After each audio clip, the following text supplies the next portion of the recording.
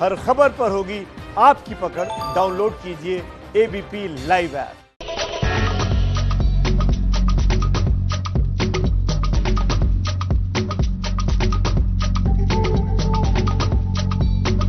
इस वक्त मेरे साथ मौजूद हैं एक्टर सिद्धार्थ गुप्ता, जिन्हें आपने कई फिल्मों में देखा होगा, वेब सीरीज में देखा होगा। इन्होंने एक शो भी होस्ट किया था, प्यार तूने क्या किया, नीति टेलर के साथ। अब इनका एक नया गाना आया है, बेशरम। उन्हीं से हम बात करेंगे कि कितने एक्साइटेड है अपने नए गाने को लेकर, क्योंकि ये गाना जो है अब ट्रेंड कर रहा है। तो ये बताइए कि आपका जो नया गाना आया बेशरम, इससे पहले जो गाना आया था वास्ते, 1 बिलियन व्यू हो गए, मतलब एक रिकॉर्ड है अपने आप में। उस गाने में भी आप थे और ये गाना भी ट्रेंड कर रहा है। और तो क्या कुछ कहना चाहेंगे इस गाने को लेकर?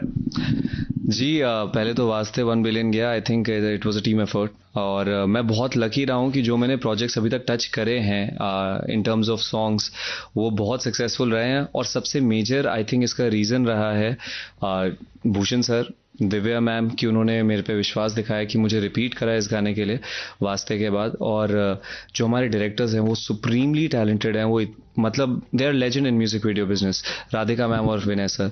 सो आई तो just humbly give the honours to them for the success of these things, and I just feel very lucky कि मैं इसका पार्ट था। I don't think I had much to do with it, but हाँ, मैं इसका part था। मैंने वो गाना देखा और आपको देखा तो मुझे ऐसा यकीन नहीं आया कि ये सिद्धार्थ गुप्ता। आपका लुक इतना चेंज हो गया, हेयर स्टाइल इतना चेंज हो गया, आपने एक्सरसाइज करके वेट भी काफी लूज किया। ये जो पूरा ट्रांसफॉर्मेशन हुआ है, इसके बारे में बताइए। क्या आपने इस गाने के लिए ही ये लुक चेंज किया है अपना? पहले आप बताइए, आपको अच्छा लग रहा है कि बुरा लग रहा है? बहुत अच्छा लग रहा है। बहुत अच्छा लगा, चलिए ठीक है। देखिए, बहुत मेहनत करिए, क्योंकि कैरेक्टर है। एज एन एक्टर मैंने ये डिसाइड किया है कि जैसा कैरेक्टर होगा मैं वैसा ही लुक करने की कोशिश करूंगा। अब ये गाना है, चाहे कल को मूवी हो, एक मेथड एक्टिंग जो होती है, क्योंकि आप भी सेटिस्फाइड होते हो। अभी राधिका मैम और विनय सर एक गाने को फिल्म की तरह ही बनाते हैं, तो उनका एक स्पेसिफिक डायरेक्शन था कि उनको इतना ही लीन लड़का चाहिए और ऐसे लंबे बाल चाहिए, क्योंकि जो मेरा कैरेक्टर है वो एक ग्राफिटी आर्टिस्ट का है और बड़ा मिस्टीरियस है, स्काई व्यूइंग करता है और चीज़ें करता है। तो थोड़ा मिस्टीरियसनेस डालने के लिए कि वो ज़्यादा अपने आप को ज़्यादा सजा के नहीं रखता और अनकेप्ट रखता है, इसलिए थोड़े लंबे बाल। आई होप, मतलब कोशिश करिए कि अनकूथ रखते हुए अच्छा दिखूं। आई होप ऐसा लगा हो। तो ये जो ट्रांसफॉर्मेशन, फिजिकल ट्रांसफॉर्मेशन हुआ है, इसके लिए आपने एफर्ट तो काफी लिया ही होगा। कितना वक्त लगा आपको, कितनी एक्सरसाइज करनी पड़ी इसके लिए आपको, क्या कुछ करना पड़ा? बेसिकली सबसे ज़्यादा डिफिकल्ट ये था कि जब भी हम शूट कर रहे थे लॉकडाउन के ड्यूरिंग, और जो थोड़े जस्ट बाद में ही था लॉकडाउन के, तो उस समय जिम्स ओपन नहीं थे। तो इस वाले के लिए मुझे जेन्युइनली बहुत ज़्यादा खुद मेहनत करनी पड़ी, because I was using parks, जो जनरल पार्क्स खुलते थे, तो वहाँ रनिंग करी। सुबह हिट वर्कआउट करता था मैं, हाई इंटेंसिटी इंटरवल ट्रेनिंग, फिर शाम को वर्कआउट करता था। सो एक्स्ट्रा हार्ड वर्क करना पड़ता था। सिंस मैं बड़ा नेचुरल बॉडी बिल्डर हूँ, तो इस वजह से बॉडी बिल्डिंग करता हूँ, इस वजह से थोड़ी ज़्यादा मेहनत करनी पड़ी। डाइट पे बहुत स्ट्रिक्ट जाना पड़ता है, बट ठीक है, इट्स लाइक अ फ्लावर जो ब्लूम करता है शूट तक, उसके बाद एकदम खत्म, फिर उसके बाद थोड़ा हम नॉर्मल कर लेते हैं। आपने 2014 में एकता कपूर की फिल्म कोको माथुर की झंड हो गई से अपना करियर शुरू किया था। फिर रागिनी MMS 2 भी किया आपने, कई वेब सीरीज किए आपने। ये बताइए कि एक ऑब्वियसली आप एक फिल्म स्टार बनना चाहते हैं। अभी हाल फिलहाल और कौन से प्रोजेक्ट कर रहे हैं, क्या कुछ आपकी किटी में है, कुछ बताइए। देखिए, जब मैंने वास्ते किया उसके बाद मुझे बहुत अच्छे अच्छे प्रोडक्शन हाउसेस से कॉल आया। उससे पहले मेरा एक वो था, फिल्मोग्राफी जो कहते हैं यहाँ पे, जो मैंने काम किया उसकी एक डिक्शनरी टाइप बनी हुई थी। उसके बाद वास्ते के बाद मेरा एकदम ही बात चेंज हो गया, बहुत अच्छे स्टूडियो से मुझे आया।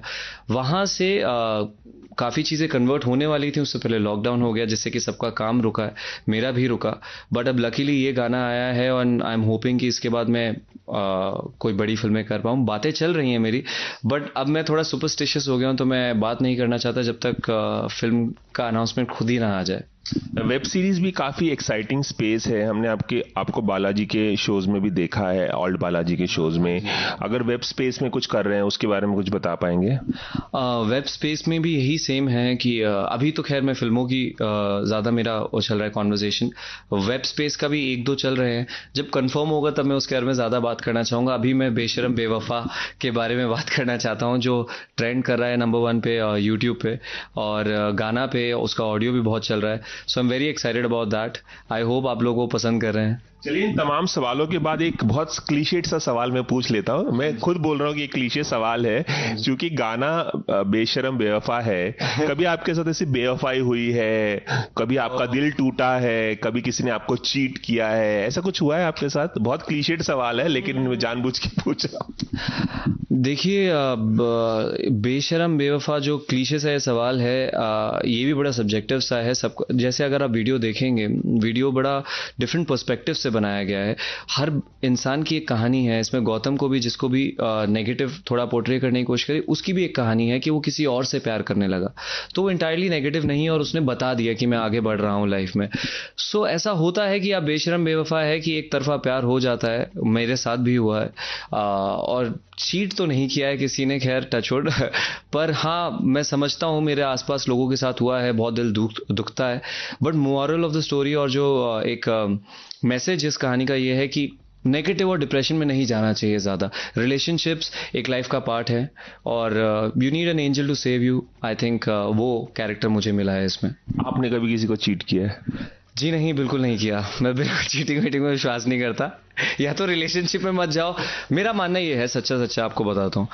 या तो आप रिलेशनशिप में मत जाओ। अगर आप रिलेशनशिप में जा रहे हैं तो चीट करना नहीं बनता। अगर आपको इंटरेस्ट खत्म हो जाता है, मेरे पर्सनल ओपिनियन ये है कि आप उस इंसान को छोड़ दो। थोड़ी लड़ाई होगी, पर बेटर है कि उसको क्लोजर मिला रहेगा कि आप उसको पसंद नहीं करते उतना ज़्यादा, और आपको भी क्लोजर रहेगा। एक गिल्ट फीलिंग नहीं होगी, उसके साथ नहीं जियोगे आप, और आप आगे बढ़ जाओगे लाइफ में। ये मेरा पर्सनल ओपिनियन है। अच्छा, मैं अपने दर्शकों को याद दिला दूं कि सिद्धार्थ गुप्ता जो है सुशांत सिंह राजपूत, जिनकी मौत हो गई थी जून महीने में, उनके काफी करीबी दोस्त रहे हैं। उनके साथ उनके घर पर भी 1 साल से ज्यादा वक्त उन्होंने गुजारा है। हम उनसे पूछने की कोशिश करेंगे सुशांत के बारे में, उनको क्या लगता है, किस तरह के शख्स थे वो, क्योंकि काफी वक्त उन्होंने गुजारा है, काफी साथ रहे हैं, काफी कुछ उन्होंने लाइफ में साथ में एक्सपीरियंस किया है। मैं सिद्धार्थ से ही पूछूंगा, सिद्धार्थ, क्या कुछ आप कहना चाहेंगे? काफी लंबा एक अरसा गुजर तो गया है, 6 महीने से ज्यादा होने को आए हैं जब सुशांत अब हमारे बीच में नहीं है। क्या कुछ आप याद करना चाहेंगे, उनकी मेमोरीज को कुछ बताना चाहेंगे एबीपी न्यूज को? सर, मैं माफ़ी चाहूँगा, अभी इस बारे में मैं बात नहीं करना चाहूँगा। अभी कुछ और हम कर रहे हैं। मे बी कुछ समय बाद ज़रूर मैं आपके सवालों के जवाब देना चाहूँगा, उनकी लाइफ सेलिब्रेट करना चाहूँगा। बट अभी आई थिंक सही मैसेज नहीं जाता, इस समय मैं बात नहीं करना चाहूँगा। इस बात की माफ़। अभी आप कुछ भी नहीं बोलना चाहेंगे? आप करें, बिल्कुल कुछ नहीं बोलना चाहेंगे? बिल्कुल नहीं, बिल्कुल नहीं। चलिए, हम आपकी भावनाओं की कद्र करते हैं। जब हमें अगली बार मौका मिलेगा आपसे बात करने का, तो हम जरूर सुशांत के बारे में आपके पर्सपेक्टिव से, आपके नज़र से हम बहुत कुछ जानना चाहेंगे कि कैसा वक्त था जब आपने उनके साथ गुजारा। ज़रूर सर, ज़रूर, बिल्कुल उस टाइम। कैमरामैन रवि पांचाल के साथ Ravi Jain, ABP news, Mumbai. ABP news आपको रखे आगे।